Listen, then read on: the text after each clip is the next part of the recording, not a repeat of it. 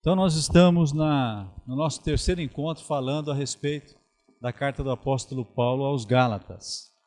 E, como sempre, a gente vai fazer uma recapitulação, e agora dessa vez de 2 dias. Então, vocês tenham um pouco de paciência para a gente se situar. Então nós vimos no primeiro dia que a carta foi dirigida a várias igrejas que estavam instaladas na província romana da Galácia, que nós compreendemos que era constituída de gauleses, que eram uns povos que vieram da Europa e que habitavam ali nesse chamado Ásia Menor, onde acabaram se tornando guerreiros, mercenários, e que depois foram se acomodando até que, com a ascensão do Império Romano, se tornaram, por assim dizer, um reino dependente e ficaram num canto no qual depois foram acrescentadas várias igrejas e eles passaram a ser conhecidos então como a romana província da Galácia. Nós vimos depois que o apóstolo Paulo estava numa viagem missionária, quando foi avisado, muito provavelmente por pessoas que eram da igreja da Galácia, a respeito daquilo que estava acontecendo lá naquela região. Judeus, ou melhor, cristãos judaizantes, mestres cristãos que haviam se convertido ao cristianismo, estavam influenciando aquelas pessoas da Galácia a adotarem práticas judaicas, a observarem alguns aspectos da lei judaica. E aí então o apóstolo Paulo é esclarecido a respeito disso, e ele não tem dúvida em começar imediatamente a escrever essa carta, que é a carta aos Gálatas, para esclarecer alguns assuntos que precisavam ser tratados, especialmente esse da questão dos judaizantes que influenciavam os cristãos novos naquele lugar.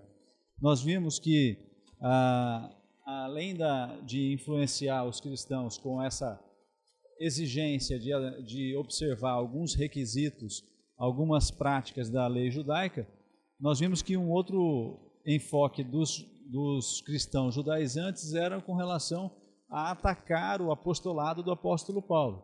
Eles diziam que o apóstolo Paulo talvez não fosse exatamente um apóstolo, porque não andou com Jesus, não esteve com Jesus, e que pesava sobre ele a desconfiança natural daquelas pessoas que o conheciam por um perseguidor da igreja, e que talvez, em razão disso, ele não fosse digno de toda confiança. Nós vimos que Paulo, em razão disso, precisou defender o seu apostolado, e que ele fez isso logo no início da carta.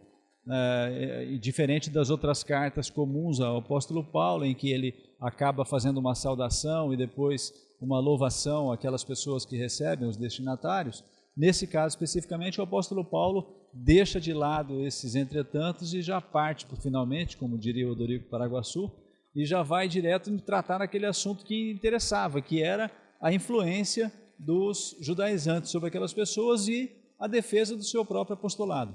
Nós falamos a respeito disso, nós vimos que ele vai então direto ao assunto, que ele não considera ser de alguma valia obedecer parte da lei, pelo contrário, ele fala que se isso acontece, as pessoas abandonam a graça. É preciso deixar claro que qualquer adição, qualquer acréscimo à obra salvadora de Jesus Cristo representa abandonar a graça de Jesus Cristo. E o apóstolo Paulo, então, vai terminando naquele primeiro encontro, a gente termina falando que o apóstolo Paulo amaldiçoa as pessoas que se propuserem a pregar um outro evangelho que não fosse o evangelho verdadeiro. Ele diz que fosse anátema, ainda que um anjo viesse do céu e pregasse um outro evangelho que não fosse aquele que ele havia pregado, da graça salvadora de Jesus Cristo, que fosse amaldiçoado. A gente, então, destacou a importância disso, desse destemor do apóstolo Paulo em lançar uma maldição a respeito disso, porque para ele era algo de fundamental importância que as pessoas tivessem muito claro a diferença entre graça e lei, a diferença entre ser salvo pela graça e alcançar por seus próprios méritos, o que era impossível, a justificação pela lei. Aí no segundo dia nós vimos a diferença fundamental ensinada pelo apóstolo Paulo entre a religião da graça, na qual nós reconhecemos que Jesus fez tudo por nós, e a religião dos méritos, naquela em que as pessoas se esforçam por seus próprios méritos, com as suas atitudes, em alcançar o favor de Deus, em alcançar a justificação diante de Deus. Nós vimos que o apóstolo Paulo deixa claro que ele não procura o favor dos homens. Essa era uma das acusações que os cristãos judaizantes faziam a Paulo, de que ele havia deixado de ensinar a respeito da exigência da lei judaica para tornar o evangelho que ele pregava mais acessível e, de alguma maneira, conquistar as pessoas. Então, a acusação que pesava contra ele era de que ele procurava fazer aquilo para obter o favor dos homens. E Paulo deixa claro a respeito disso e diz que, se fosse assim, ele não precisava ser perseguido como ele era. E aí, então, ele continua fazendo a defesa do seu apostolado, mas agora de uma maneira um pouco diferente. Ele destaca aquilo que mudou na vida dele. Já não é mais as credenciais que ele havia apresentado antes, mas aquelas que ele passa a apresentar são próprias da sua vida. Ele diz: olha, aconteceu comigo assim e assim. Então ele invoca a sua experiência pessoal de ter se encontrado com Cristo no caminho de Damasco, de ter tido uma experiência pessoal. E aí então ele diz: olha, eu, quando tive essa experiência, eu não fui consultar ninguém, eu não consultei os líderes da igreja que estavam lá em Jerusalém para saber se eu era realmente chamado para pregar o evangelho, se eu podia pregar o evangelho. Eu simplesmente criei naquela experiência e, com base naquilo que aconteceu em minha vida, na minha transformação. E aí ele fala enfaticamente, ele desfia o seu currículo, ele diz: olha, quando eu era judeu, eu era zeloso, eu fazia isso, ninguém se superava a mim na minha idade, eu era seguidor, fariseu segundo a lei, enfim, mas depois que eu alcancei a graça, depois que eu tive um encontro com Cristo, eu reputei isso tudo por nada. Eu então passei, muito provavelmente a palavra de Deus não diz, mas a impressão que a gente tem lendo o livro de Atos é que o apóstolo Paulo se retirou por um período, talvez por alguns anos, uns 3 anos, na região de Damasco, para se preparar certamente, para colocar em ordem na cabeça dele o que estava acontecendo com ele. Um homem que era um grande perseguidor da igreja, então tem uma experiência com Jesus, mas o fato é que ele se retira por algum período e depois ele sai a pregar o evangelho. Nós vimos, inclusive, que aquele assunto dos cristãos judaizantes não era um assunto novo. O apóstolo Paulo já havia enfrentado aquele assunto numa outra ocasião, que é justamente naquilo que se denominou o Concílio de Jerusalém, quando esse tema já havia sido debatido, já havia entre os cristãos alguns judaizantes, alguns que eram egressos do judaísmo, que tinham sido crescidos, educados no judaísmo e se converteram a Cristo. Eles de alguma maneira pretendiam impor algumas daquelas restrições do judaísmo aos cristãos como forma de torná-los um crente melhor. E aí então o apóstolo Paulo não deixa isso por pouco e vai até Jerusalém e leva consigo a Tito. E é interessante, a gente falou na semana passada a respeito disso, o fato dele levar Tito, que era um grego, que certamente não era circuncidado, que não obedecia à lei judaica, foi, por assim dizer, o ponto fundamental para haver a distinção daquilo que era necessário fazer ou não. Porque ele diz: olha, eu estive com Pedro, eu estive com João e Tiago. E a gente viu que muito provavelmente Tiago era o líder da igreja em Jerusalém, e Pedro, que provavelmente era um daqueles judaizantes ao lado de Tiago, ele, quando encontra-se com Paulo e Tito, o apóstolo Paulo fala e deixa muito claro que ninguém constrangeu a Tito que se circuncidasse para ter comunhão com eles. Então o apóstolo Paulo deixa claro, falou: olha, quando eu estive lá e eu fui tratar com os líderes da igreja em Jerusalém a respeito desse assunto, ninguém se meteu a besta de falar comigo que Tito tinha que ser circuncidado.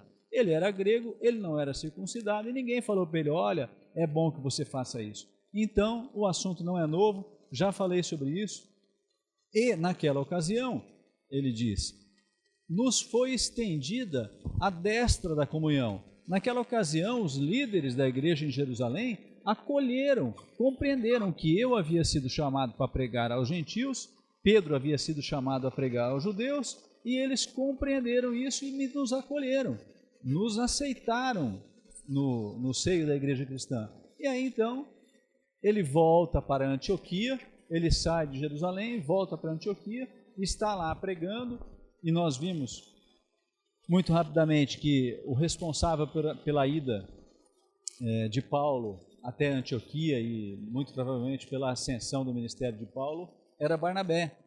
Eu até por vezes quis falar para vocês, e vou aproveitar hoje que tem um dia com mais gente, especialmente porque a Adriana está aqui, ela deve conhecer, uma musiquinha de Barnabé. Quem conhece a musiquinha de Barnabé? Ninguém, você conhece, Adriana? Se você não conhecer, vai ser um fiasco. Era assim, ó. Era seu nome Barnabé, natural de Chipre. O Tony conhece. Também chamado de José das Consolações, homem bom e piedoso, cheio de temor e fé, homem de Deus. Cid também conhece? Então, aí falava, e quando Paulo converteu-se a Cristo, lhe faltou amigo, alguém que fosse companheiro, fonte de consolo e abrigo. E aí fala a respeito de Barnabé. E Barnabé, depois você, por favor, corta esse pedacinho da música aí, pra gente não... E então, Barnabé, a gente vê o quê? Que Barnabé era um líder da igreja de Antioquia. E quando ele viu Paulo, que estava lá, por assim dizer, sem muita utilidade, ele vai, busca Paulo, incentiva Paulo, ele recebe Paulo, ele acolhe o Paulo. E aí então, Paulo está vivendo ali em Antioquia, pregando o evangelho por algum tempo, e já depois dessa visita a Jerusalém, depois que Pedro já havia estendido a destra de comunhão a ele, Pedro vem visitá-lo em Antioquia, vem visitá-lo certamente sozinho, e tem comunhão com Paulo, com Barnabé e com os irmãos que estavam ali, com pessoas que não haviam adotado a prática judaica, e tudo ia bem, até que a Bíblia diz que alguns lá da igreja de Jerusalém, algumas pessoas que frequentavam a igreja em Jerusalém, vieram também, e quando Pedro percebeu que aquelas pessoas estavam chegando, ele se afastou da comunhão daquelas pessoas que Paulo havia evangelizado e passou a resistir àquele congraçamento com pessoas que não haviam sido circuncidados, pessoas que não haviam adotado práticas da lei judaica. E aí então o apóstolo Paulo fala que Pedro foi repreensível e que ele por isso foi repreendido. Ele disse, Pedro, para você, nós dois que somos judeus não aguentamos o jugo da lei judaica, por que é que você quer me impor para eles isso? E deu de dedo em Pedro e falou muito claramente a respeito disso. Nós vimos que para Paulo, a lei, a despeito de toda essa dificuldade, havia prestado um serviço aos homens, que era justamente a de ter proporcionado ao homem o conhecimento, o reconhecimento de que, por si mesmo, o homem era incapaz de agradar a Deus. E de maneira que a violação da lei era algo inerente ao homem, que o homem, por mais que se esforçasse, violava a lei. E, violando a lei, caía debaixo da maldição do pecado, ficava preso ao pecado. Então, o apóstolo Paulo fala que a lei, de alguma coisa, valeu, porque permitiu que as pessoas compreendessem a necessidade de reconhecer a graça de Jesus Cristo. Aí nós vimos depois que Paulo se considerava crucificado com Cristo, o que significava que a lei já não podia alcançá-lo mais, a lei do pecado. O pastor Paulo sempre fazia isso nas pregações antes do batismo. Quem está conosco há muitos anos já se lembra, quando eram os batismos no sítio do Nê, ele reunia as pessoas debaixo da jabuticabeira antes do batismo e sempre falava, sempre pregava, e eram duas menções que ele fazia que eu me lembro sempre. Uma delas era tirar um galhozinho assim da jabuticabeira, não sei quem é que se lembra disso, mas ele tirava sempre o galho da jabuticabeira e dizia assim, olha, esse galho, agora ele vai morrer. Agora ele não tem mais possibilidade de continuar vivo. Ele sempre fazia menção disso. E a segunda coisa que ele falava era que o homem que havia morrido, ele estava livre do pecado. Ele dizia, olha, você nunca vai ver morto dar cheque sem fundo, você não vai ver morto adulterar, né? Então, o apóstolo Paulo se considerava crucificado em Cristo Jesus, crucificado com Cristo Jesus, o que o afastava daquela maldição da lei, do pecado da lei. E ele dizia, mas a vida que agora eu levo, né, aquele texto de Gálatas que fala 3,15, se não me engano. Não é 3,15. Deixa eu olhar agora aqui.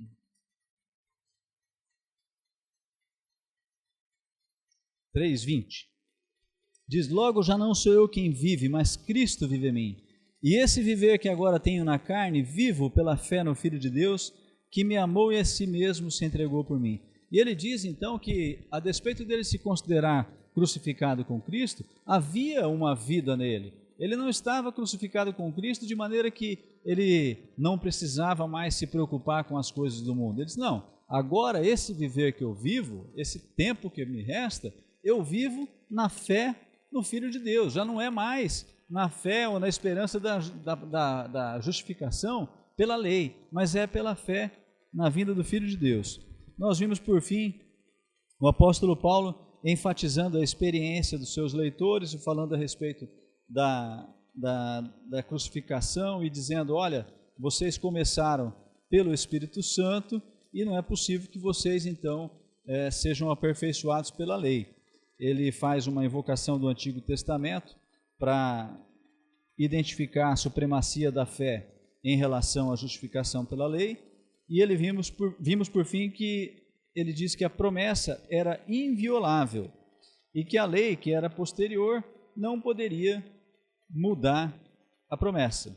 A última coisa que nós vimos na semana passada foi que o apóstolo Paulo dizia que a lei servia para nós como um aio. E aí a gente lembrou aí, o Heraldo falou sobre um tutor, que era o seguinte, enquanto nós não tínhamos a Jesus Cristo, a lei servia de tutor para nos conduzir a Cristo, para nos levar a Cristo. Amém? Então é isso aí, os nossos 2 últimos encontros foram isso. Agora nós vamos avançar então para o capítulo 4. Antes, aliás, eu só quero ler com vocês 2 versículos do capítulo 3 para a gente terminar isso daí, que é o versículo 28 e 29. E eu vou falar rapidamente sobre isso. Gálatas capítulo 3, verso 28 e 29. Nós vamos terminar isso aqui para a gente começar o 4. Diz assim, destarte não pode haver judeu nem grego, nem escravo nem liberto, nem homem nem mulher, porque todos vós sois um em Cristo Jesus. E se sois de Cristo, também sois descendentes de Abraão e herdeiros segundo a promessa. Aqui o apóstolo Paulo está deixando muito claro àquelas pessoas que estavam em Gálatas, pessoas que, como nós dissemos, de uma origem pagã, pessoas que não estavam acostumados ao judaísmo, não haviam sido ensinados, educados ao judaísmo, mas que estavam recebendo uma influência forte dos cristãos judaizantes, que em Jesus Cristo não há diferença de pessoas, não há acepção de pessoas. No judaísmo, sim, há mais valor para o homem em relação à mulher, há mais valor entre o livre do que o escravo naquela ocasião, e aí então ele diz, olha, Cristo é tudo em todos. No cristianismo, em Jesus Cristo, não há diferença entre as pessoas. Tudo bem? Então no capítulo 4, vocês imaginam que eu lembrei agora que isso daí está sendo transmitido ao vivo, né? Como é que vai dar para suprimir aquele trecho da música? Já não vai dar mais então, né? Imagino. Bom, é só 24 horas que fica no ar, é isso? Que bom. Então vamos lá. Versículo 1 do capítulo 4. Digo, pois, que durante o tempo em que o herdeiro é menor, em nada difere de escravo, posto que é ele senhor de tudo, mas está sob tutores e curadores, até ao tempo pré-determinado pelo Pai. Assim também nós, quando éramos menores, estávamos servilmente sujeitos aos rudimentos do mundo. Irmãos, aqui o apóstolo Paulo continua exaltando a supremacia da graça em relação à lei. E aí ele usa aqui uma expressão para isso que é muito interessante, que foi muito estudada pelos teólogos, pelos comentaristas bíblicos, que é justamente esse rudimentos do mundo. Ele explica primeiro o seguinte, que assim como o escravo é o menor, aquele herdeiro que não tem ainda a autonomia para fazer as coisas. Então ele diz, olha, durante o tempo em que o herdeiro é menor, ele não difere muito do escravo, porque ele é dono de um monte de coisa, mas ele não pode fazer as coisas. Ele não pode tomar as decisões. Ele tem pessoas, ele tem tutores, ele tem curadores que decidem por ele. Então ele tem à disposição dele um monte de coisas que ele herdou do pai dele, mas ele não pode lançar a mão daquilo. Então, é como muito próximo de um escravo. A diferença é que ele não trabalha, né? O escravo trabalha. Mas o escravo vê todo aquele poderio do seu senhor e não pode lançar a mão daquilo. Então ele diz, olha, é mais ou menos isso. Não há muita diferença. Falou, assim também somos nós. Quando éramos menores, nós estávamos servilmente sujeitos aos rudimentos do mundo. E rudimentos do mundo, segundo dizem os eruditos, em grego é stoicheia. Segundo dizem é o seguinte, é aquele conjunto de regras e normas que são próprias do homem, que às vezes vêm, nesse caso aqui do judaísmo, outras próprias do paganismo. Sabe aquela religião familiar? Eu sou descendente de espanhol, né? Então na minha família tem muito dessas religiões assim, meio de cigano. Então é benzer. Meu pai tinha uma íngua, ele falava, não, vem cá, vamos benzer. Ia lá atrás da porta, fazia não sei o quê. Minha mãe colocava uma tesoura embaixo da cama. Era umas coisas malucas, passava cinza e não sei o que lá, não pode fazer não sei o que, não pode, uma superstição, coisa que acabava de algum modo dominando a gente, dominava aquelas pessoas. Aqui, esse conjunto de regras não é diferente disso. Era aquilo que era elementar de regras e ordenanças pelas quais, antes de Cristo, tanto judeus como gentios buscavam por seu próprio esforço serem justificados diante de Deus. Então eram aquelas, por assim dizer, uma religião inata do homem. Aquilo que era não um conjunto de regras pré-definidas, de credo, de uma ordenança, mas aquilo que era inato, aquilo que é próprio, é o que controlava o homem. Há alguns teólogos que falavam a respeito até dos astros, que estavam muito em evidência, de que as pessoas estavam sujeitas àquela influência dos astros, seriam coordenadas, seriam, por assim dizer, dirigidas por aquilo. E aí ele diz, olha, nós estávamos sujeitos a isso, mas vindo Jesus, e aí é que é maravilhoso, vindo porém, no versículo 4, a plenitude do tempo, Deus enviou seu Filho. O apóstolo Paulo está dizendo aqui o seguinte, olha, isso daí, esse tempo que houve, em que nós estávamos sujeitos aos rudimentos do mundo, em que os judeus estavam sujeitos à lei judaica, em que os povos, sei lá, de um lugar lá tinha a sua religião, isso era necessário por um tempo, até que veio o tempo oportuno, até que ocorreu a plenitude dos tempos. Mas a gente não consegue entender, mas por que aquele era o tempo oportuno? Ninguém sabe exatamente, eu sei que é porque era a vontade de Deus. Até então, 20 anos antes não era, 2 anos antes não era, 2 anos depois não seria. O fato é que aquele era o tempo. Alguém poderia dizer, então certamente deve ser porque tinha muita... o Heraldo me falou agora não, há uns 2 semanas atrás, quando eu perguntei para ele a respeito da Ásia Menor, que ele sabe de geografia, e aí ele estava me dizendo que aquela região da Ásia Menor lá era a efervescência, né, Heraldo? Você falou que da cultura, de modo geral e tal, então se espalhou dali, né? Ele disse, o mundo era muito pequeno, foi essa expressão que você usou. O mundo era muito pequeno, era mais ou menos ali, e dali cresceu. Então talvez tenha sido exatamente isso, tenha sido a oportunidade que Deus encontrou de um mundo pequeno, mas com possibilidades de haver sinagogas em vários lugares e as pessoas poderem pregar, por exemplo, o apóstolo Paulo. Enfim, o fato do Império Romano ter estado garantindo a paz naqueles lugares. Enfim, eu não sei qual era a razão do tempo oportuno, mas o fato é que até que a vinda de Jesus foi aquilo, estávamos sujeitos ao rudimento do mundo, nós não tínhamos muita coisa, Deus havia nos proporcionado tudo isso, mas não podíamos lançar a mão, mas com a vinda do Filho, aí então as coisas mudaram. Vindo Jesus, ele nos libertou da escravidão da lei e nós passamos a ser herdeiros adultos, porque então toda a herança que Jesus conquistou estava à nossa disposição. O apóstolo Paulo deixa claro isso, olha, a lei é fraca, a lei é pobre, a graça de Jesus Cristo é sublime, a graça de Jesus Cristo é rica. Vocês não estão entendendo, enquanto vocês estavam debaixo dos rudimentos da lei, seja da lei do judaísmo, era pouco. Vocês eram apenas como herdeiros menores, mas depois que Jesus veio, nós nos tornamos herdeiros adultos, e aí nos foi franqueado ter acesso a essa graça, nos foi franqueado ter acesso a tudo que o Pai preparou para nós, e é isso que é maravilhoso. E aí então, nos versos 8, 9 e 10, ele pergunta, outrora, porém, não conhecendo a Deus, servis a deuses que por natureza não o são. Mas agora que conheceis a Deus, ou antes, sendo conhecidos por Deus, como estáis voltando outra vez aos rudimentos fracos e pobres, aos quais de novo quereis ainda escravizar-vos?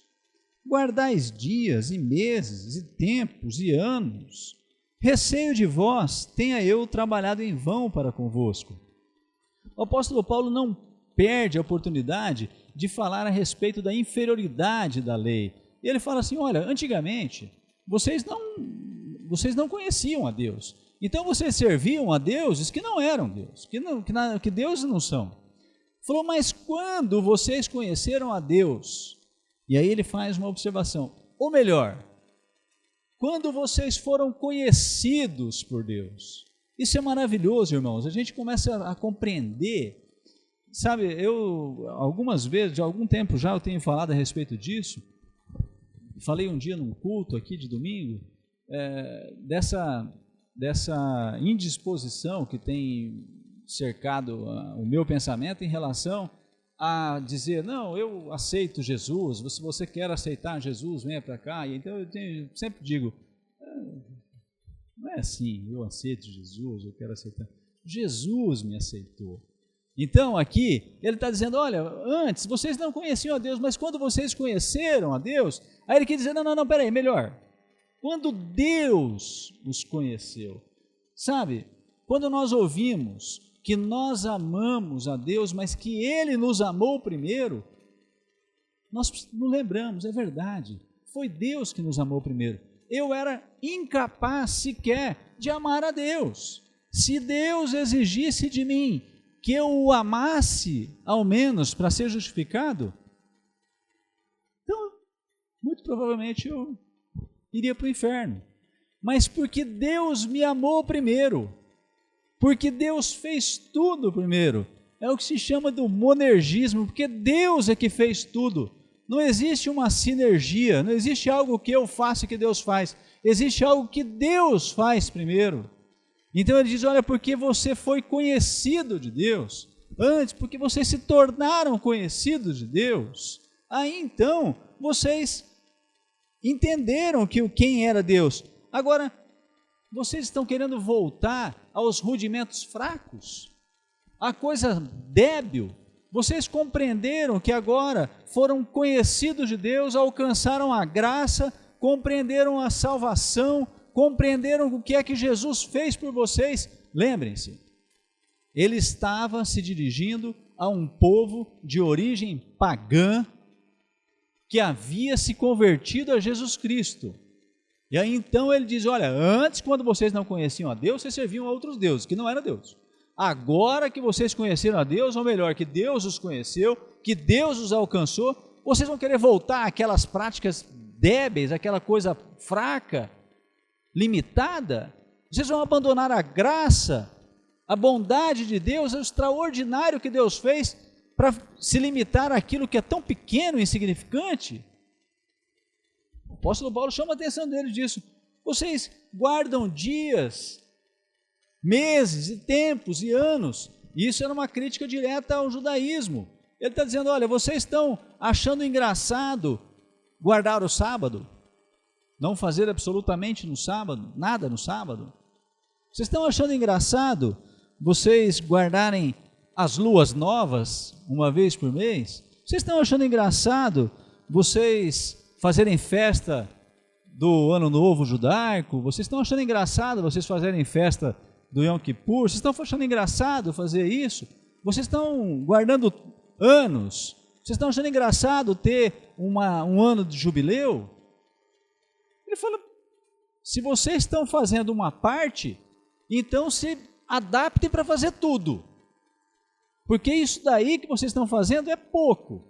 E tudo isso ainda é nada, perto da graça. E aí ele fala, eu receio, na minha tradução aqui está receio de vós. Segundo eu li hoje naquele comentário que eu falei para vocês de William Hendrickson, ele fala que o mais adequado seria receio por vós. Eu receio por vocês, que eu tenha trabalhado em vão, que eu tenha ensinado vocês em vão. Porque se vocês não compreenderam aquilo que eu ensinei a respeito do elementar da vida cristã, então eu receio que eu tenha feito isso em vão. Mas eu receio por vós, porque o que vocês estão fazendo vai causar em vocês arrependimento, vai dar com os burros na água. Talvez eles devessem se lembrar do provérbio, há caminhos que ao homem parece direito, mas o fim deles é morte. Ele está dizendo, olha, se vocês estão fazendo isso, achando que está mais ou menos bom, eu vou dizer, está péssimo. Isso não é mais ou menos bom, isso aí é péssimo.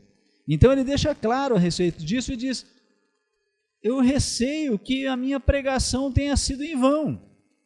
E Paulo deixa muito claro que a religião baseada na lei é chamada de rudimentos fracos e pobres. Porque veja, irmãos, a lei é fraca e é pobre, é impotente, porque ela pode definir muito claramente o que é o pecado. Mas ela não pode estabelecer a paz para o pecador em relação ao pecado que ele cometeu, e nem pode propiciar a força necessária para ele não cometer o pecado futuro. Quantos psicólogos existem aqui nessa noite? Que bom, nenhum. Então, depois você apaga isso aí também, irmão. Eu brinco sempre que é mais ou menos como psicólogo. Ele consegue identificar o problema, e eu não é uma crítica, eu acho importante, às vezes um pouco importante, mas enfim, ele consegue identificar o problema, consegue te dizer como é o problema, mas não consegue te dar a solução do problema. Então, você tem um problema seu, esse é no começo, tá, a vida é realmente assim, então não está identificado. E aí eu falo, tá bom, eu faço o que com o meu problema agora? Pô, você tinha que me dar a solução do problema. A lei é fraca por causa disso. Ela identifica o pecado, olha, se você fizer isso, é pecado. E aí você faz, e aí você fala, caramba, é pecado. Bom, mas e agora? Eu me arrependo disso. Bom, mas a lei não te estabelece paz, ela não permite que você tenha paz, mesmo que você se arrependeu. Ela diz o seguinte, bom, você pecou, você não vai ser justificado diante de Deus. E ela nem te permite dar força para evitar o pecado futuro, porque você nunca consegue saber qual é a medida da justiça de Deus. Você está sempre inseguro. Você está pensando, será que eu estou absolutamente adequado? Será que eu estou fazendo tudo? E sempre quer fazer mais. Agora, a graça é diferente porque,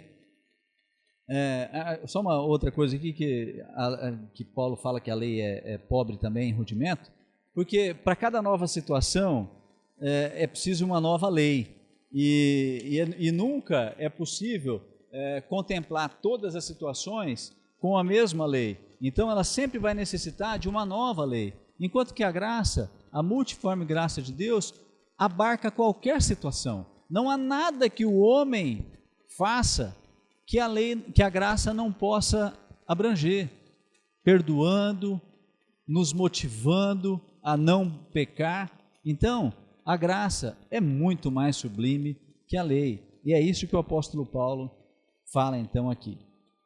Aí ele segue no versículo 12 ao 20, dizendo o seguinte: sede qual eu sou, pois também eu sou como vós. Irmãos, assim vos suplico, em nada me ofendestes. E vós sabeis que vos preguei o evangelho a primeira vez por causa de uma enfermidade física.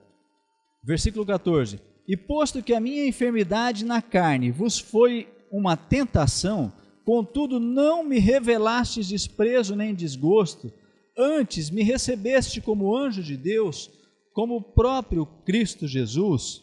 Então o apóstolo Paulo está lembrando aquelas pessoas: olha, sede como eu sou. É incrível, isso é paradoxal, é maravilhoso pensar. O apóstolo Paulo está se dirigindo a um bando de pagãos, de pessoas que haviam migrado para aquele lugar, pessoas que não tinham nenhuma experiência anterior com Deus, e ele então diz assim: irmãos, sede como eu sou, porque eu também sou como vós. Ele diz: olha, eu abandonei qualquer primazia que o judaísmo me desse para me apegar à graça salvadora de Jesus Cristo. Eu abandonei o judaísmo. Então, eu sou como vocês. Ele trata aquelas pessoas como iguais. Ele faz questão de dizer irmãos. Não havia no apóstolo Paulo, diferente da maioria dos judeus, nenhum orgulho próprio de ser judeu. Não havia nada que dissesse: bom, olha, eu sou judeu, afinal de contas eu sou herdeiro da promessa, eu sou isso. O apóstolo Paulo disse: não, eu abandonei tudo isso.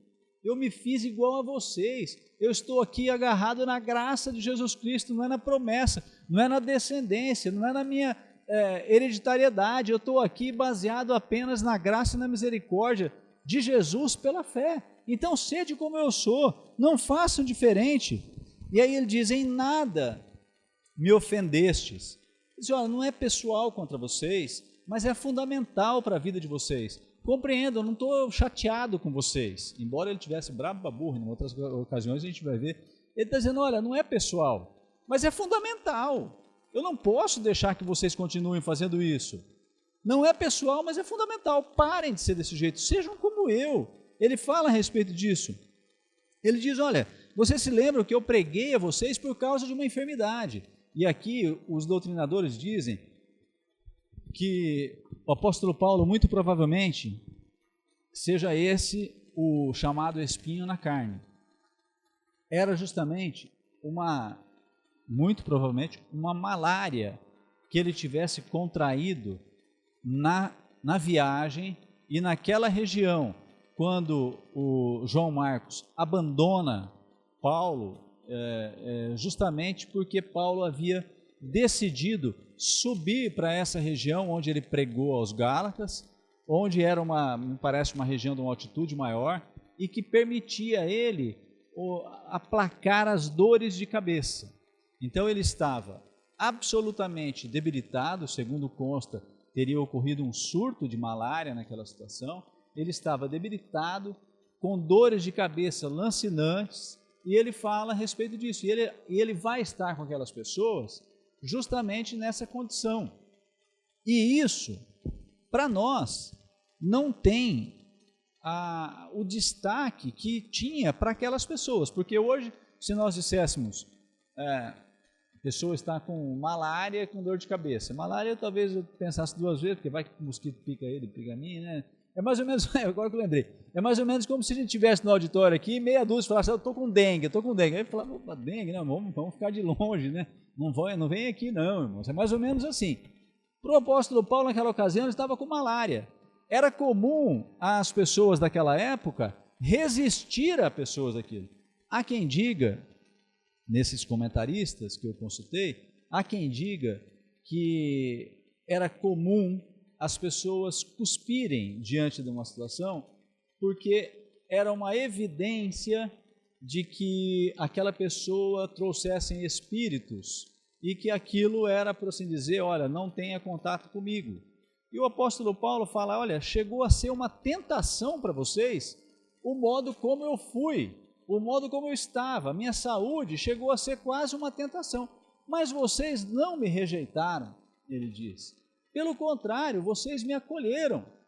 Então, lembrem-se disso. E aí ele segue falando, o que é feito daquela alegria? Porque se nós examinarmos o texto um pouco mais adiante, nós vamos ver que o apóstolo Paulo fala, se fosse possível, vocês arrancariam os olhos para me dar. E aí algumas pessoas, como eu pensei há muito tempo, talvez imaginassem que aquilo se referia a uma doença nos olhos de Paulo, que pode ser que ele tivesse, mas que, ao que parece, o espinho na carne era, de fato, dores de cabeça que enxaqueca, alguma coisa dessa natureza aí, né? Então ele fala, olha, vocês, se vocês pudessem, vocês tiravam os seus próprios olhos para me dar. Vocês receberam o meu ensino com alegria, exultando. E onde é que foi parar essa alegria? É isso que ele diz. Se a gente olhar o verso 15 e 16, ele diz, que é feito, pois, da vossa exultação? Pois vos dou testemunho de que, se possível fora, teríeis arrancado os vossos próprios olhos para nos dar. Tornei-me, porventura, vosso inimigo por dizer a verdade? Ele está dizendo, poxa, só porque eu estou ensinando a verdade, só porque eu estou falando exatamente como deve ser, eu me tornei inimigo de vocês? Vocês me receberam bem, vocês se tornaram alegres, vocês tinham motivo para me rejeitar, porque fisicamente eu não estava bem e eu estava, por assim dizer, em condição de ser rejeitado, mas vocês não me rejeitaram. Pelo contrário, vocês me acolheram e vocês fizeram de tudo por mim. Agora, só porque eu ensinei a verdade, vocês, porventura, se tornaram meus inimigos?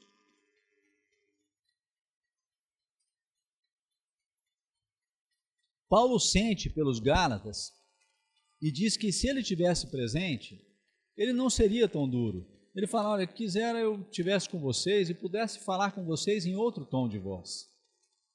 Certamente que se Paulo estivesse ao lado deles lá, ele poderia lembrá-los a respeito de muitas outras coisas e não precisaria ser tão duro com eles.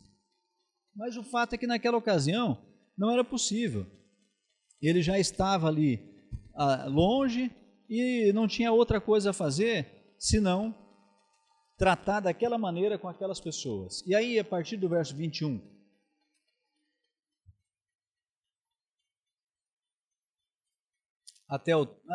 antes um pouco ele fala a respeito do verso 17, ele fala, os que vos obsequiam não o fazem sinceramente, mas querem afastar-vos de mim, para que o vosso zelo seja em favor deles. Ele diz, olha, essas pessoas que estão bajulando vocês aí, não estão bajulando por um motivo justo, eles estão bajulando para me afastar, para afastar vocês de mim. Eles querem que vocês passem a zelar por eles como vocês zelavam por mim. E ele fala, isso não é adequado. Eu até não ligo se tivesse outra pessoa ensinando, mas desde que fosse exatamente verdadeiro. E aí ele fala, é bom ser sempre zeloso pelo bem, e não apenas quando estou presente convosco. E aí ele fala, meus filhos, segundo consta, a expressão melhor seria filhinhos, que era uma indicação de carinho extremo. Por quem de novo sofro as dores de parto, até ser Cristo formado em vós. Paulo tinha muito claro a necessidade de que as pessoas tivessem dentro de si Cristo formado. Não era apenas uma experiência com Deus, não era apenas atender um apelo, não era apenas se decidirem por Jesus, mas era, por assim dizer, ter um repositório daquilo que Cristo ensinou, ter uma vida lastreada em Jesus Cristo, era ter vínculo com Jesus Cristo. Ele fala, era como se fosse necessário Cristo ser formado em vós, e ele gemia por aquilo, ele sentia dores do parto por aquilo. Então, retomando aqui, a partir do verso 21 até o verso 31, o apóstolo Paulo faz uma alegoria, que nós não vamos ler, mas que é uma alegoria a respeito das duas mulheres de Abrão. É isso, né? Abrão. Agar e Sara. E ele fala a respeito disso, ele fala a respeito de Agar, que era a escrava, e fala a respeito de Sara, que era livre, e ele fala que assim como o filho da escrava perseguiu o filho da livre, assim aqueles judeus estavam perseguindo ele também, perseguindo aquilo que o cristianismo havia ensinado, enfim, é uma alegoria que ele faz aí, como um bom judeu faria. Bom, agora nós chegamos no capítulo 5 do livro de Gálatas, versículo 1, que eu já falei com vocês várias vezes, eu não canso de repetir. Para a liberdade foi que Cristo nos libertou. E agora eu vou continuar o versículo. Permanecei, pois, firmes, e não vos submetais de novo a julgo de escravidão. Esse versículo 1 é nada mais do que a conclusão de tudo que o apóstolo Paulo vinha falando no capítulo 3 e no capítulo 4. Então ele ensina a respeito da superioridade da graça em relação à lei, ele vai tratando a respeito disso, e aí ele chega nesse versículo 1, que talvez fosse melhor adequado como último do capítulo 4, e ele chega e fala, olha, foi para a liberdade que Cristo vos libertou. Permanecei, pois firmes, e não vos submetais de novo a julgo de escravidão. Foi para isso que Cristo nos libertou. Liberdade, irmãos, eu anotei aqui uma frase desse autor que eu estava lendo, Hendrickson, ele diz, é antes de tudo um resgate da culpa e do poder do pecado, ou seja, a liberdade de uma consciência acusadora. E aí, o apóstolo Paulo deixa claro para a gente que depois de sermos libertos por Cristo, nós precisamos permanecer firmes na liberdade e não nos submeter a julgo de escravidão. Irmãos, eu fiquei pensando nessa menção que o apóstolo Paulo fala de permanecer, pois, firmes, e examinando esses comentários, me deparei com a seguinte circunstância. Sabe que não é exatamente fácil permanecer firme na liberdade? Eu nunca tinha pensado nisso, Vera. Uma vez eu até falei com você um pouco a respeito disso, sobre liberdade, de ser mais fácil, mais difícil viver na graça, mas eu nunca tinha pensado que também não é muito fácil permanecer firme na liberdade. E o primeiro exemplo que ocorreu ao autor do livro que eu lia era o seguinte: quando o povo estava escravo lá no Egito, eles foram libertos, não é isso? O Tony cantava a musiquinha lá, né? Como que é?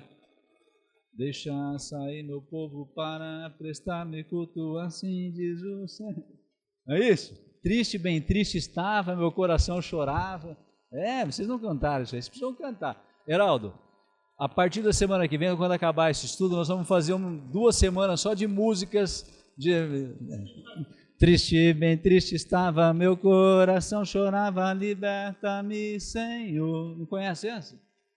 Ninguém conhece isso, a Adriana conhece. Conhece. Então, o povo estava triste lá, preso no Egito, fazendo tijolo, amassando barro. Aí então Deus vai e liberta aquele povo, e eles então estavam livres, mas o que aconteceu? Logo eles pensaram em voltar. Olha que coisa maluca. Não é exatamente fácil permanecer na liberdade. Primeira dificuldade, eles pensaram, lá no Egito tinha cebolas. Pô, que coisa mais besta, cebola, cara. Os caras estavam com saudade da cebola. Eles eram escravos, tinham que fazer esse tijolo, não podia, mas ele, que saudade da cebola. Eles queriam voltar. Eles tinham experimentado a liberdade, mesmo assim queriam voltar. O apóstolo Paulo fala aqui aquelas pessoas, e o contexto eram pessoas que estavam escravizadas ao paganismo, escravizadas a deuses que não eram Deus, escravizadas a práticas que exigiam as piores coisas. e aí foram libertas por Jesus Cristo, e por algum motivo, o apóstolo Paulo fala, olha, permaneceis, pois firmes, não bobeiem não, porque senão vocês vão voltar. E eles estavam fazendo isso, eles estavam se submetendo novamente a um jugo, agora um jugo diferente, que era o jugo da lei, mas eles estavam se tornando escravos. Então, eu penso com vocês aqui nessa noite, nós precisamos nos esforçar para nos mantermos em liberdade em Cristo Jesus. Porque se nós bobearmos, nós vamos dar lugar a práticas que nos escravizarão. Eu já me propus a não dar exemplos nesse tema da carta do apóstolo Paulo aos Gálatas, porque é muito difícil dar exemplo, porque você acaba tocando em alguma coisa que não é muito exatamente adequado. Mas então eu vou convidar você, te convocar a fazer uma reflexão pessoal. Se existe alguma prática que aparentemente é saudável, é legítima, mas que no fim acabará por te escravizar. Pense nisso, irmãos. Eu tenho convicção que nos nossos dias existem várias, que no nosso meio tem muitas. Pense nisso. O apóstolo Paulo fala, foi para a liberdade que Cristo vos libertou, não foi para outra coisa. E aí ele segue no versículo 2 dizendo, eu, Paulo, vos digo, que se vos deixardes circuncidar, Cristo de nada vos aproveita. De novo testifico a todo homem que se deixa circuncidar, que está obrigado a guardar toda a lei. De Cristo vos desligastes, vós que procurais justificar-vos na lei, da graça decaístes. Estou lendo mal. Viu? Então o apóstolo Paulo está falando, olha, eu já vou dizer muito claramente, você que acha que deve fazer uma parte, porque aquelas pessoas dizendo, não, olha, tem que circuncidar, não precisa exatamente cumprir toda a lei cerimonial, mas a circuncisão, isso aí é padrão, pode fazer, tem que fazer. Ele está dizendo, olha, se você fizer uma parte dessa, então você está obrigado a cumprir toda a lei. Não faça algo dizendo assim, eu vou fazer isso para ser melhor. Se você está fazendo para ser melhor, então faça tudo. Não faça pouco. E ele diz, olha, se você fizer isso, fique certo, você decaiu da graça. Você abandonou a graça de Jesus Cristo. Você não tem parte na graça. Você tem parte na lei. Você está sujeito à lei. Você está escravo à lei. Você está subjugado à lei agora. Não tem meio termo. Não dá para a gente acrescentar nada à obra salvífica de Jesus. Irmãos, isso nos nossos dias. Não dá para a gente acrescentar nada. Esse sincretismo religioso que a gente vê hoje em dia, as pessoas adotando, é Cristo mais alguma coisa, Cristo mais lenço não sei de jeito, óleo de não sei de onde, água de não sei o que, fogueira de não sei o que lá, irmãos, é escravidão, é jugo, decaiu da graça. Não coloque nada junto com Jesus Cristo. É só Jesus Cristo. Aí sim, permanecei firmes, resistam. Essa que é o apelo do apóstolo Paulo aqui. E aí, ele faz menção a de que a circuncisão não deve ser admitida. A gente precisa pensar assim, inicialmente, Abraão recebeu a circuncisão, mas ele recebeu a circuncisão como um sinal da fé, da promessa, que ele creu, daquilo que foi imputado a ele por justiça. A justiça não foi imputada a Abraão por causa da circuncisão, mas por causa da fé, e como um sinal ele foi circuncidado. Agora, o apóstolo Paulo também teve uma ocasião, lá em Atos, no capítulo 16, que ele resolve circuncidar Timóteo, acho que é Timóteo, né, que era filho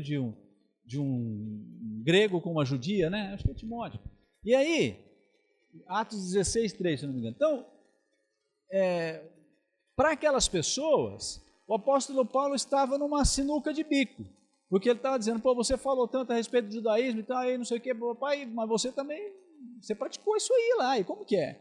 E a gente precisa entender que as pessoas naquela ocasião haviam adotado a prática da circuncisão como um mérito, como algo que lhes garantisse a justificação. E o apóstolo Paulo, quando decidiu circuncidar Timóteo, ele tinha um objetivo muito claro, ele estava indo aos judaizantes pregar o evangelho e ele não queria que houvesse resistência em relação a Timóteo, ele não queria que Timóteo fosse excluído da comunhão daquelas pessoas por conta disso. E Timóteo, naturalmente, era filho de judia com grego, era, por assim dizer, um mestiço. Então é diferente de impor um ritual a um pagão e um ritual àquele que era um judeu, mas que o pai não havia adotado aquela prática por conta de não ser judeu. Então aqui a gente vê que o legalismo, essa necessidade que as pessoas têm de estabelecer algumas regras e seguir algumas regras como se aquilo pudesse torná-las mais justificadas diante de Deus, sempre vive a insegurança de nunca saber exatamente aquilo que é o limite, aquilo que é o padrão aceitável de Deus. Então, ao contrário disso, aqueles que creem em Jesus Cristo têm a segurança do penhor do Espírito Santo habitando nele. Então, o contraste entre a graça e a lei, nesse aspecto, é gritante. Enquanto aquele legalista nunca consegue saber qual é a medida do padrão da justiça de Deus, aquele que se agarra à graça salvadora de Jesus Cristo recebe a confirmação instantânea pelo penhor do Espírito Santo que habita nele. Morreu, acabou, não tem problema. E aí, a partir do verso 7, o apóstolo Paulo fala: corrieis bem, vós corrieis bem, quem vos impediu de continuar a obedecer à verdade? Esta persuasão não vem daquele que vos chama. Um pouco de fermento leveda toda a massa. Confio de vós no Senhor, que não alimentareis nenhum outro sentimento, mas aquele que vos perturba, seja ele quem for, sofrerá a condenação. O apóstolo Paulo está dizendo aqui, usando uma das metáforas preferidas dele, que é a corrida, né? Ele fala, combati o bom combate, completei carreira, em vários lugares ele fala a respeito disso, de correr e tal. Ele está falando, olha, vocês estavam indo bem, vocês estavam no caminho certo, vocês estavam bem no negócio, na Olimpíada aí vocês estavam indo bem. Quem é que impediu vocês de fazer isso? E ele deixa claro, olha, não vem da parte de Deus isso não. Não é daquele que vos chamou. Jesus não tem nada com essa conversa aí. E essa prática que vocês estão querendo fazer, esse interromper da caminhada, não guarda nenhuma relação com Deus. Isso não vem de Deus. Sabe aquele negócio que as crianças pequenas perguntam, pai, isso é de Deus ou não é de Deus? O apóstolo Paulo estava dizendo para aquelas crianças pequenas, isso aí não é de Deus não, viu, esse negócio aí, vocês estão fazendo, vocês estavam indo bem, mas pararam, não vem de Deus, não é daquele que vos chama. Um pouco de fermento leveda toda a massa. Irmãos, essa expressão, essa frase é peculiar, a gente ouve várias vezes aí, e a gente reproduz, né, de alguma certa maneira, né, que fala que uma batata podre é que estraga, ou uma laranja podre? Laranja, né? Laranja podre estraga tudo, é isso? O saco, é isso? Uma batata, resolve, a batata ou a laranja? Os dois, obrigado irmãos, tem razão. O irmão entende de batata e de laranja, são os dois. Tanto batata estragada quanto laranja estragada atrapalha. Naturalmente que se for no saco de laranja, laranja, de batata, batata. Se for diferente, já não sei o que pode acontecer.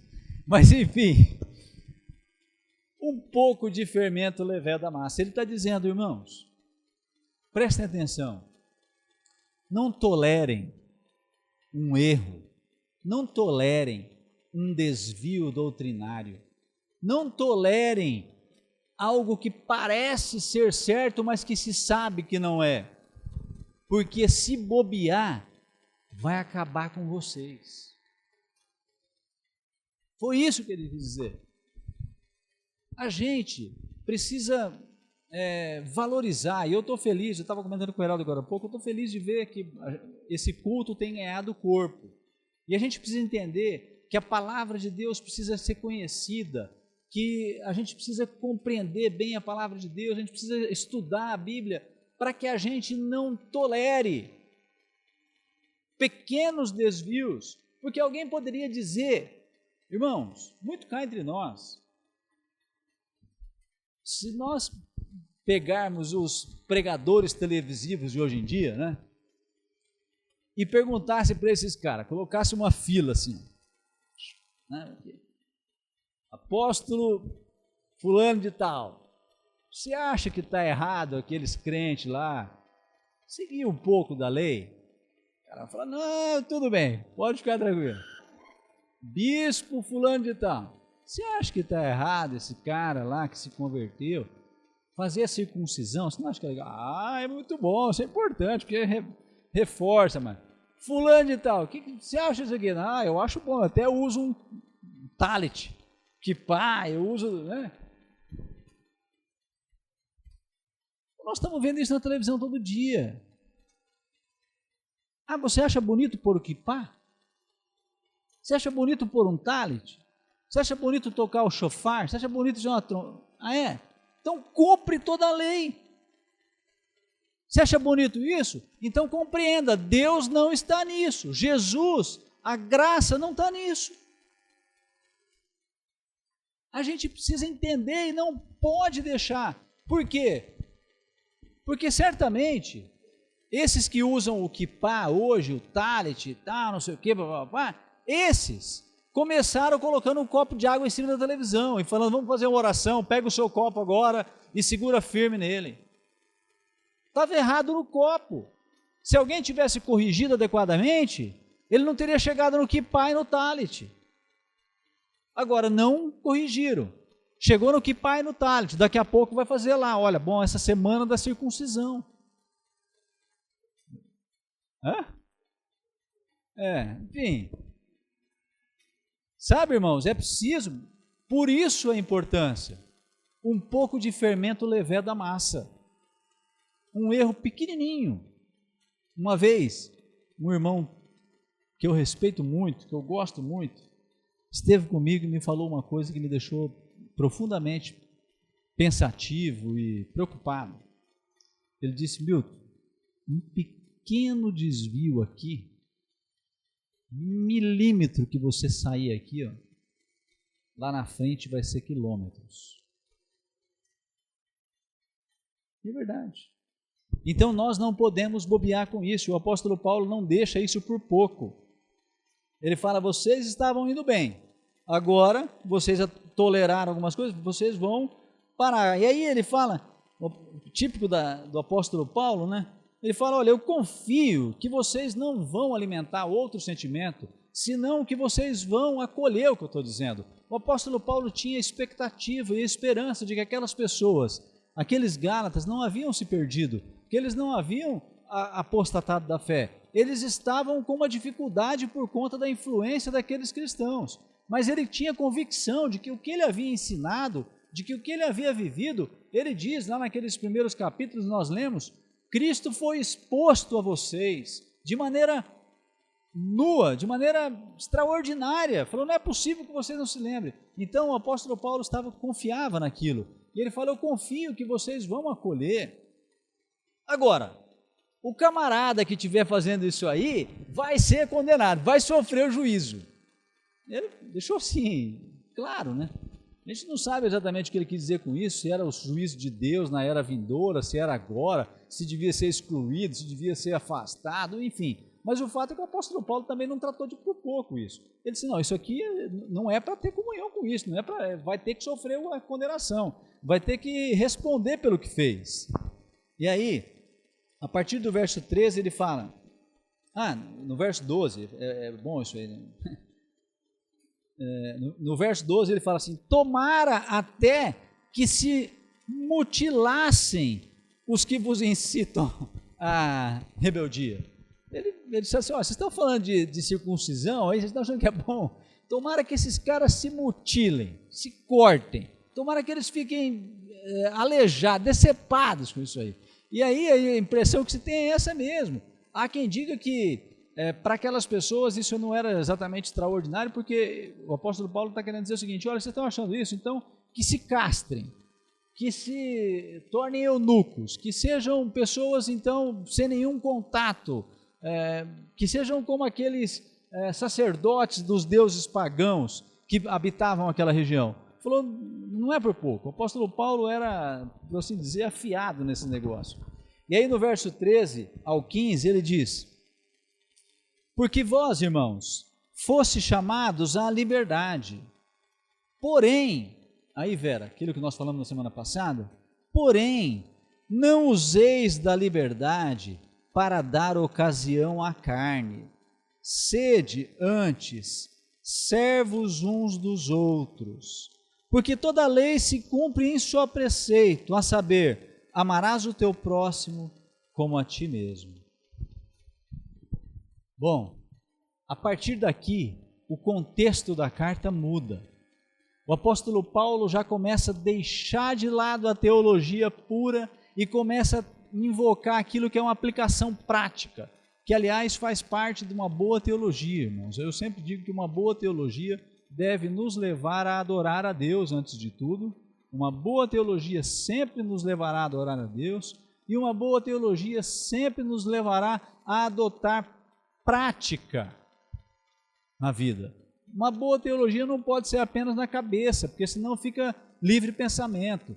Eu gosto de alguns autores aí, e às vezes eu falo para as pessoas: toma cuidado com fulano, que para mim ele é livre pensador. O cara é muito bom para escrever, para falar, para conjecturar, para filosofar, mas de prática, na vida dele, não está bem. Então, é uma alta teologia que não serve para quase nada. Mas o apóstolo Paulo não era assim. A teologia dele servia para a vida. E aí ele diz: olha, vocês foram chamados para a liberdade, porém, não usem a liberdade para dar lugar à carne. Nós falávamos na semana passada, um pouco eu e a Vera, a respeito disso no final do culto, de que as pessoas às vezes falam isso. Eles pensam que fomos chamados para a liberdade, então, não, em Cristo eu sou livre, eu posso fazer o que quiser, tudo me é lícito, eu posso fazer o que eu achar que é direito, aquilo que o meu coração pecador, miserável, desesperadamente corrupto quer, eu posso, enfim. O apóstolo Paulo fala claramente: olha, vocês foram chamados para a liberdade, mas não usem essa liberdade para dar lugar à carne, ou seja, não usem essa liberdade para se deixar ser dominado pela carne. Falou, vocês precisam entender, porque é muito mais fácil, irmãos, nós pensarmos na liberdade como liberdade para fazer o que quisermos. Difícil é a gente pensar na liberdade como a liberdade de fazer aquilo que deve ser feito, aquilo que Deus se agrada que a gente faça. Sabe, eu tenho uma experiência pessoal muito interessante,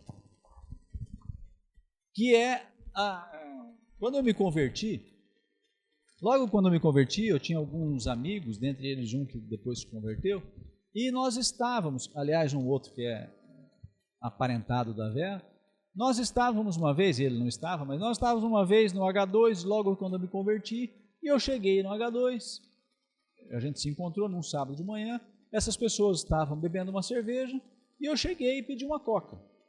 E aí, aqueles meus amigos, porque sabiam que eu bebia cerveja, disseram: você virou crente, agora você não bebe cerveja, não sei o que e tal. E aí eu dizia: não é que eu não bebo cerveja, eu não quero beber cerveja, eu quero beber coca. Você, tá vendo?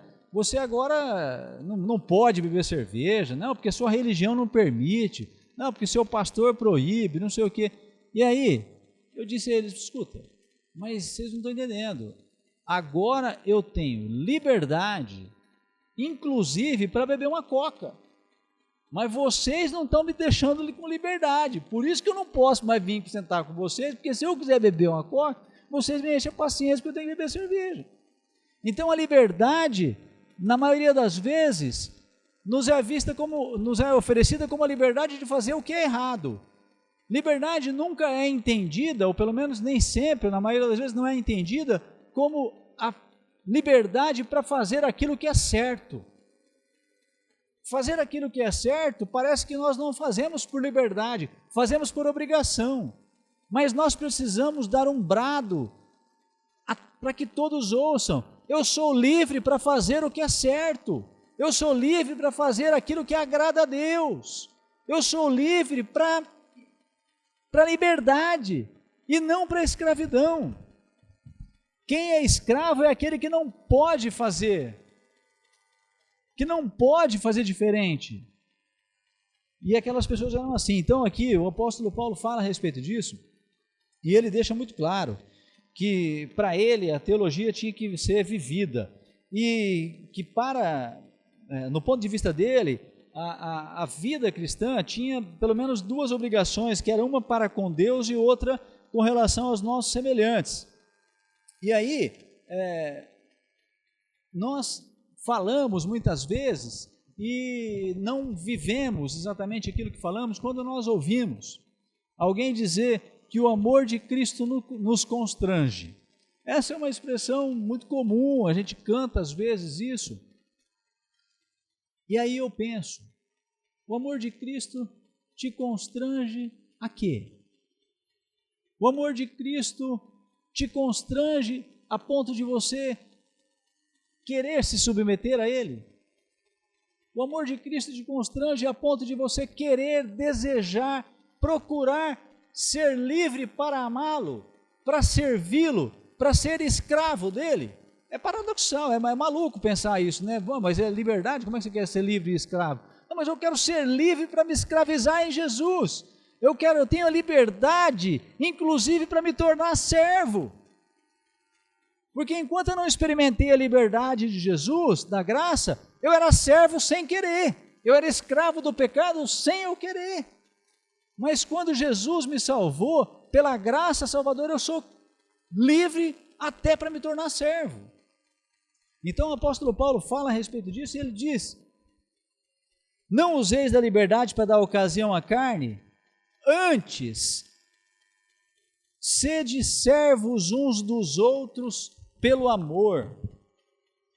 Paulo deixa muito claro a respeito disso, que ao invés da licença para fazer o que quiser, a liberdade deve ser exercida para sermos servos uns dos outros. Jesus foi o nosso maior exemplo em relação a isso. Ele serviu, ele não teve por pouco o ser igual a Deus, antes ele se esvaziou a si mesmo, é o que diz a palavra. Ele se ofereceu por nós, e enquanto esteve aqui não teve dúvidas em servir, em ministrar, em ser útil. E nós precisamos nos lembrar que a nossa liberdade é uma liberdade para nos servir uns aos outros em amor. E o apóstolo Paulo então vem, e já fechando esse assunto, quase que terminando esse assunto a respeito da superioridade da graça em relação à lei, ele fala: porque toda a lei se cumpre em um só preceito, a saber, amarás o teu próximo como a ti mesmo. Então ele está dizendo: olha, você quer mesmo cumprir a lei? Faça isso. Se sujeite uns aos outros, sejam úteis uns aos outros, sejam servos, sirvam uns aos outros. Aí então você vai cumprir a lei. Afinal de contas é isso. Foi isso que Jesus falou a respeito da vida cristã. Então, aproveitem essa liberdade. Não tenham a liberdade apenas para uma tentativa de nos liberar, de fazer o que quiser, de pensar como quiser. E para terminar, nós vamos ler esse versículo 15. Se vós, porém, vos mordeis e devorais uns aos outros, vede que não sejais mutuamente destruídos. E aí a gente conclui que, naturalmente, entre aqueles de Gálatas, haviam pessoas que haviam cedido àquela pressão dos judaizantes e haviam pessoas que não haviam cedido e que havia contenda naquele lugar. E o apóstolo Paulo fala: olha, vocês deveriam servir uns aos outros. Agora, se vocês não fizerem isso, vocês vão brigar e vão se degladiar até que vocês vão sumir, vocês vão desaparecer, até que não vai ficar pedra sobre pedra. Então a gente precisa entender que ao invés de brigar, discutir, é preciso estabelecer paz, estabelecer consenso com base na palavra de Deus. E era o que o apóstolo Paulo estava tentando explicar àquelas pessoas ali. Por fim, eu quero deixar com vocês uma frase que eu gosto muito e que diz muito a respeito disso que nós estamos falando, a respeito da superioridade da graça em relação à lei e a respeito da liberdade para a qual Cristo nos libertou. É uma frase de Santo Agostinho que diz: ama a Deus e faze tudo. Isso é difícil. Ama a Deus e faze tudo. Eu sempre penso nessa frase. A gente amar a Deus, se a gente amar a Deus, podemos ficar tranquilos que esse tudo que faremos não vai ser nada que desagrade a Deus. Tudo bem? Vamos ficar de pé? Vamos orar? Me desculpem pelo horário que avançou um pouquinho. Na semana que vem a gente entra naquele trecho famoso da carta a respeito de andar no Espírito e não satisfazer a concupiscência da carne. E vai ser muito jóia porque nós vamos falar a respeito do fruto do Espírito e das obras da carne. Então não percam. Ó Deus, em nome de Jesus, muito obrigado pela Tua palavra, pela Tua graça e pelo Teu amor. Eu te agradeço por todas as coisas e te peço que o Senhor abençoe os meus irmãos essa noite, para que a Tua palavra se instale no coração deles, ó Deus, e que eles possam refletir a respeito disso e viver e se esforçar por viver na liberdade para a qual Cristo nos libertou. No nome de Jesus. Amém. Até semana que vem.